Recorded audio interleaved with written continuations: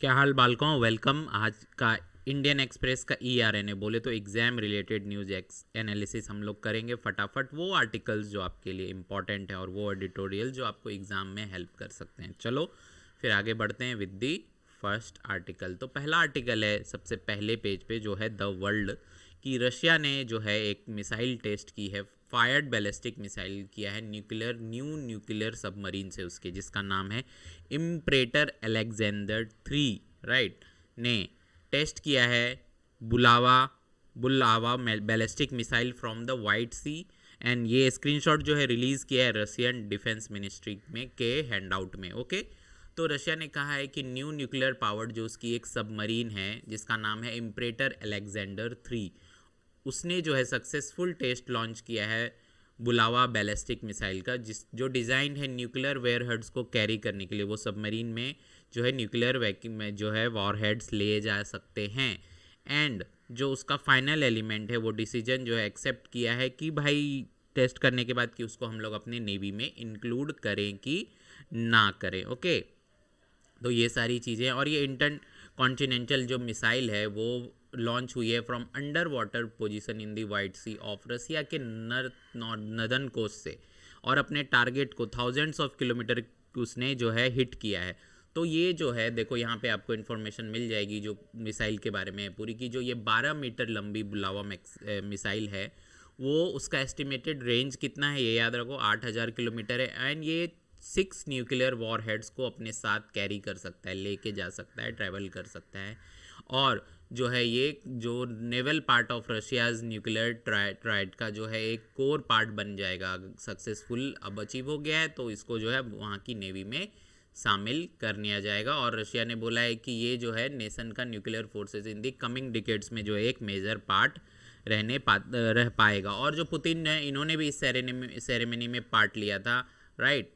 ये सारी चीज़ें हैं जो आपको ध्यान रखनी है। चलो अगला आर्टिकल है हमारे पेज नंबर 1 पे कि हमारा जो नीति आयोग है वो जो है वेग डिसकंटिन्यूइंग की water report launched 5 year ago, मतलब 5 साल पहले जो एक वाटर पे इंडेक्स इंडिया नीति आयोग ने स्टार्ट किया था लॉन्च करना, उसको जो है अब डिसकंटिन्यू करने की सोच रहा है। क्यों? तो हम लोग देखते हैं इसको डिटेल में, क्योंकि आपको पता है कि वाटर और जो है क्राइसिस बढ़ रहा है, तो फिर ये इस इंडेक्स को डिसकंटिन्यू करने की नौबत क्यों आन पड़ी। तो वाटर पता है आपको एक स्कैर रिसोर्स है, मतलब वाटर जो है लिमिटेड है जिसको हम यूज़ कर सकते हैं। जो ड्रिंकिंग वाटर है वो उसकी जो रिसोर्स है ग्राउंड वाटर है वो लिमिटेड होती है, राइट।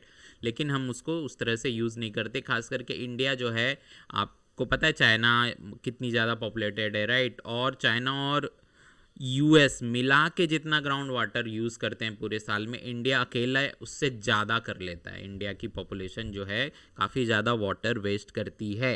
ओके, ये रिसेंट UN के रिपोर्ट में आया है।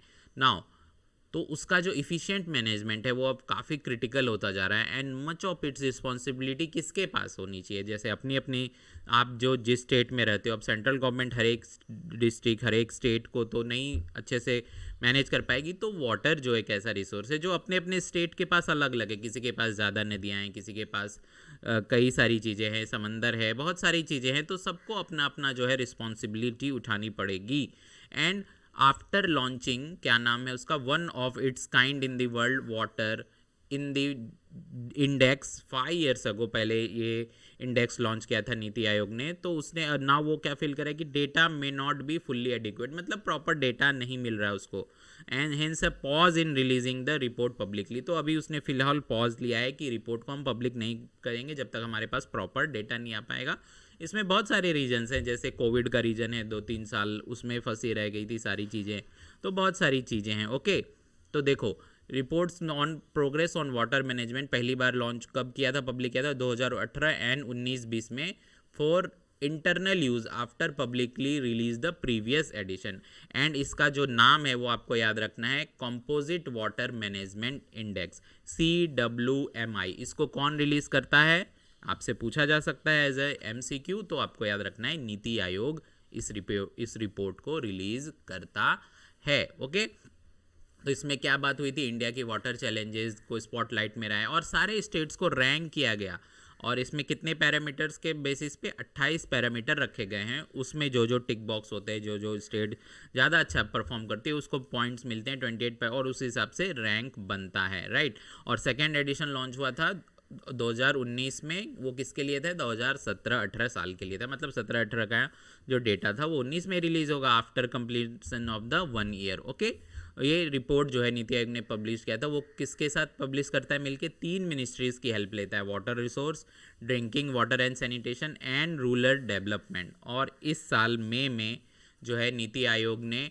यूनियन मिनिस्ट्री ऑफ जल शक्ति को जो है लिखा कि भाई गवर्नमेंट पर्सपेक्टिव क्या है, use and applicability of the index and whether the CWMI, जो मैंने आपको बताया, नाम क्या है? नाम देखो, composite water management index, right. तो CWMI पूछा उस मिनिस्ट्री से कि CWMI को कंटिन्यू करना है, नहीं करना है, लेकिन जो है there has been no response from the ministry and even the 3rd and 4th edition जो है वो अभी भी अवेटिंग है, रिलीज़ करना है नहीं करना है, ऐसा सोर्स का करना है। तो जब इस बारे में नीति आयोग को कांटेक्ट किया गया तो उसके स्पोक पर्सन ने बोला कि भाई हम सोच रहे हैं कि सारे रिपोर्ट्स को क्लब कर दें 2018-19, 19-20 विद द नेक्स्ट 2 ईयर्स, 2020-21 और 21-22 का सारा क्लब करके जो है इसको कवर करके जो है एक्सटर, इसमें हम सोच रहे हैं कि अभी तक तो सिर्फ स्टेट का डेटा था, अब जो हम सोच रहे हैं डिस्ट्रिक्ट के डेटा को भी इसमें इंक्लूड करें। तो on the continuation of CWMI itself there was a view that other channel also need to be explored, मतलब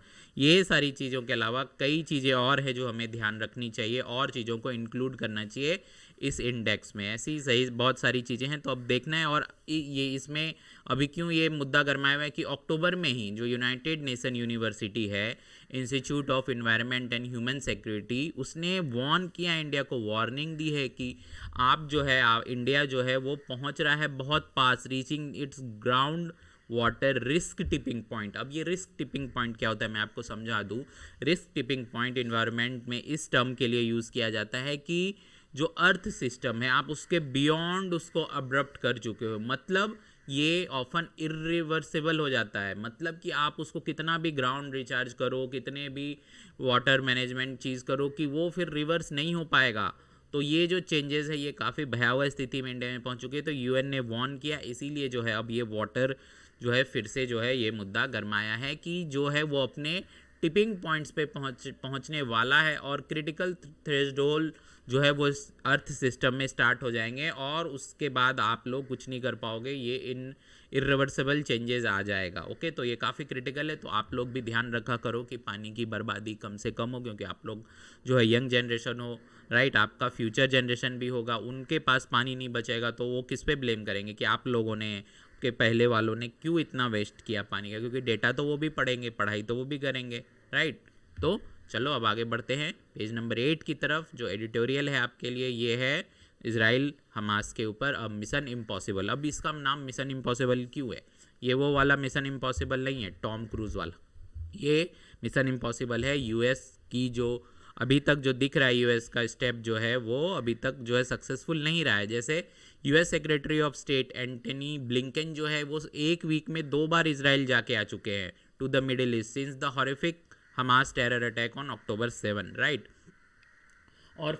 और फर्स्ट ग्लांस में जो है ये अनसक्सेसफुल लग रहा है कि ये उनका जो ट्रिप्स है वो अनसक्सेसफुल हो रही है, क्योंकि last time Blinken was trying to restrain Israel from a costly military offensive against Gaza and इस बार जो है टॉप अमेरिकन डिप्लोमेट जो है उन्होंने बात की कि परसुएड करना है विदाउट मच सक्सेस।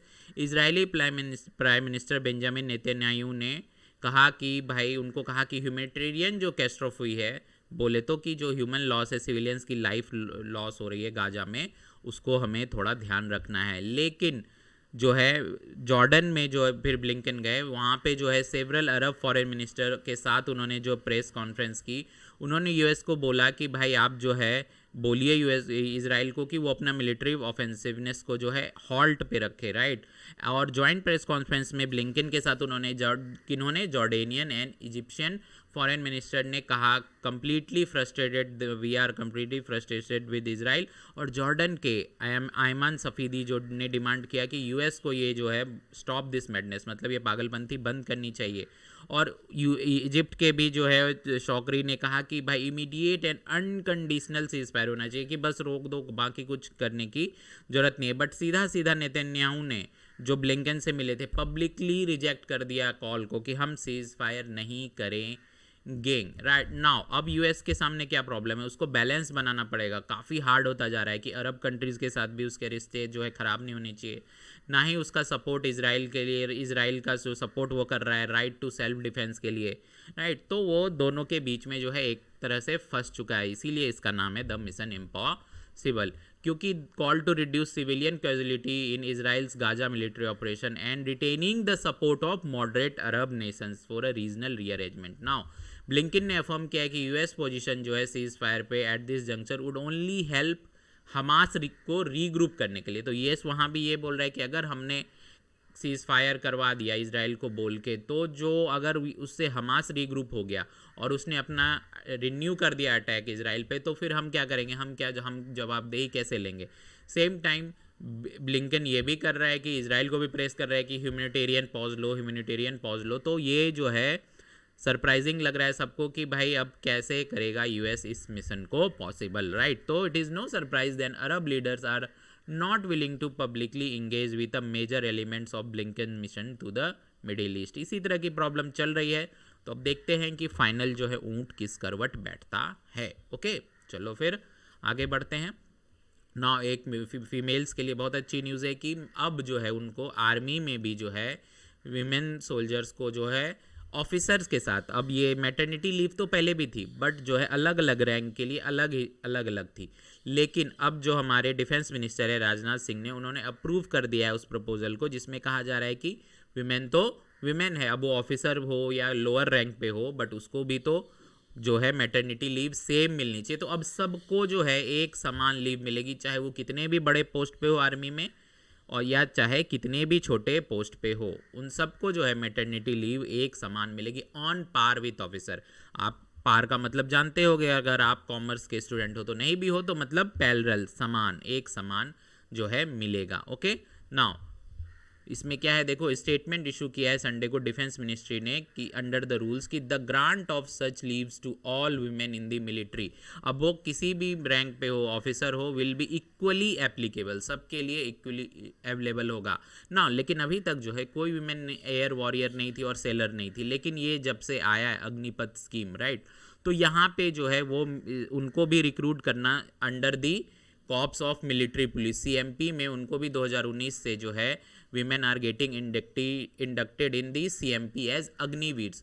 तो वही विमेन सोल्जर्स को ये फायदा मिलेगा जो फीचर होंगी अमॉन्ग द टॉप 25% ऑफ अग्निवीर्स, जिनको इंडक्ट किया जाएगा इनटू द 3 सर्विस, जो आर्मी की 3 सर्विस है, on a merit bed selection after completing there 4 year tenure. जो पहले आपने अग्निवीर स्कीम पढ़ी होगी कि जो अच्छा परफॉर्म करेंगे 25%, जो अपना जो मेरिट बेस्ड पे बनेगा 25%, उनमें जो शामिल होंगी, जिनको 3 से 9 में जो है उनको डिस्ट्रीब्यूट किया जाएगा किसको कहाँ लेना है, उसी के बेसिस पे ये डिसीजन लिया जाएगा। जैसे विमेन ऑफिसर्स को मिलता था पहले eligible for 180 days of leave in case they adopt a child below the age of 1 year. अगर वो अडॉप्ट भी करती हैं, ऐसा नहीं है कि ये लोग सिर्फ बर्थ देंगी, अगर 1 साल से कम उम्र के बच्चे को ये लोग अडॉप्ट करेंगी तो भी इनको 180 डेज की लीव मिलेगी। ओके नाउ 180 डेज तो सबको मिलेगा, सब एलिजिबल है नाउ ऑफ मैटरनिटी लीव। ये सारी चीज़ें जो है आप जो कई चेंजेस हैं वो आपको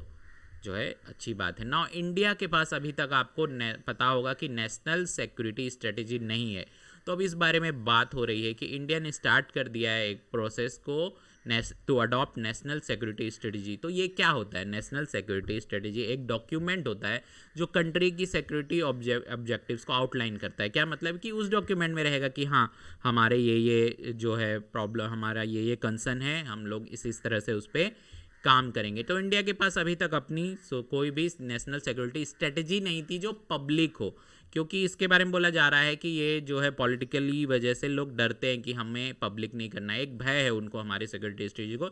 लेकिन बहुत सारी बड़ी बड़ी कंट्रीज, इवन पाकिस्तान ने भी जो है मैं आपको बता दूं लॉन्च किया अपना नेशनल सिक्योरिटी स्ट्रेटेजी 2022 से लेकर 2026 तक। चाइना के पास है, यूके के पास है, यूएस के पास है, तो इंडिया भी अब उस राह पे अग्रसर हो चुका है। नाउ ये कैसे होता है? ये पीरियोडिकली अपडेट होता है, राइट। उसमें जो है ट्रेडिशनल और नॉन ट्रेडिशनल थ्रेड्स के बारे में बात होती है, उस अपॉर्चुनिटीज़ के बारे में बात होती है, उसको कैसे टैकल करना है, उस बारे में क्या क्या एजेंसी की क्या क्या रिस्पॉन्सिबिलिटी है, ये सारी चीज़ों के बारे में बात होती है। जैसे जो है नेशनल सिक्योरिटी स्ट्रेटजी रहेगी उसमें, और critical defence and security reforms कैसे लाएंगे, बहुत सारी चीज़ों के बारे में उसमें मेंशन होता है। नाउ मैंने आपको बताया कि कौन सी कंट्रीज़ के पास है नेशनल सिक्योरिटी स्ट्रेटजी, तो आपको ध्यान रखना है। देखो यूएस के पास है, यूके के पास है, रसिया ने पब्लिश किया अपना नेशनल सिक्योरिटी स्ट्रेटजी, और चाइना के पास भी है, बट उसका नाम जो है वो अलग है, कि उसका नाम है कॉम्प्रिहेंसिव नेशनल सिक्योरिटी। नाउ मैंने आपको बताया ऑलरेडी कि पाकिस्तान ने भी इस बार जो है नेशनल सिक्योरिटी पॉलिसी लेके आया है 2022 से 2026 तक के लिए, ओके, जिसमें उसने अंडरलाइन किया है उनके national security and objective and priority areas को। तो अब इंडिया भी जो है एफर्ट्स डाल रहा है, राइट। जो लास्ट वीक है, जो टॉप ऑफिसर इन गवर्नमेंट जो है उन्होंने इंडियन एक्सप्रेस से बात करते हुए बताया कि जो कॉम्प्लेक्स नेचर है हमारे various traditional and non traditional threats का, specially when rising geo political tensions have given way to uncertainty, urgency was failed to draft a national security strategy, okay.